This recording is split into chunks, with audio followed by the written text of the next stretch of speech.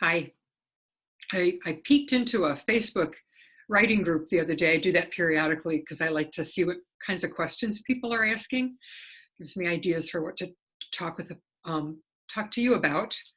And a gentleman was very distraught. He said that his brother had just died and that he couldn't write. And he was really distressed. He said, the words won't come. Give me ideas about how to make the words come. And I felt really bad for him. I didn't read the responses. I didn't engage in the conversation. Well,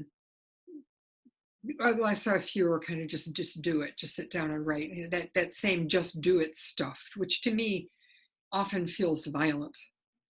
No matter how you're feeling, even if you don't want to, even if the words don't come, just do it. I'm like, that's it's not what I would say to someone grieving. Actually, I did respond. I said I was sorry for his loss.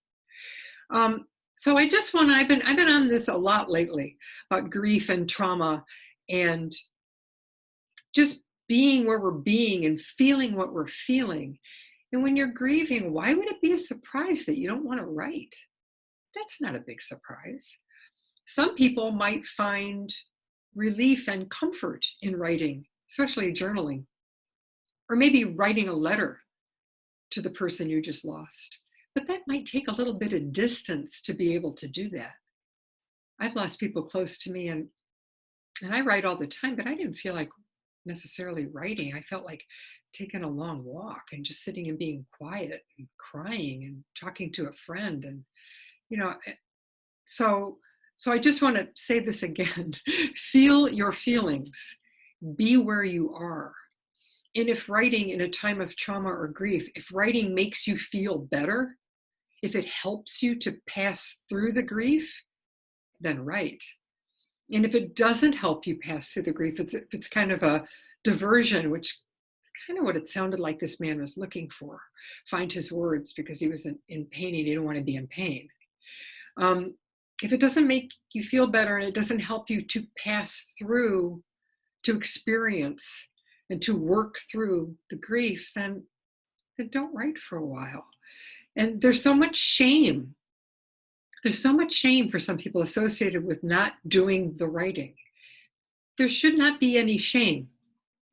There's no shame in not being able to do something for a minute, you know, to just take care of yourself in other ways.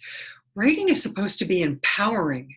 Writing is a way to share your voice, you know, in powerful, beautiful, compelling ways for yourself, for other people. It's an art form. It's a gift. It's awesomeness.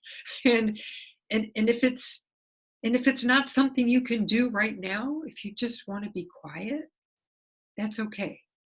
There's no shame in that. So that's really all I have to say today. That man just broke my heart. It was like, oh my goodness, just take care. Just be quiet. And if you think it'll help, make an appointment with yourself to sit down and journal for 10 minutes about how you're feeling. I think he meant working on his project.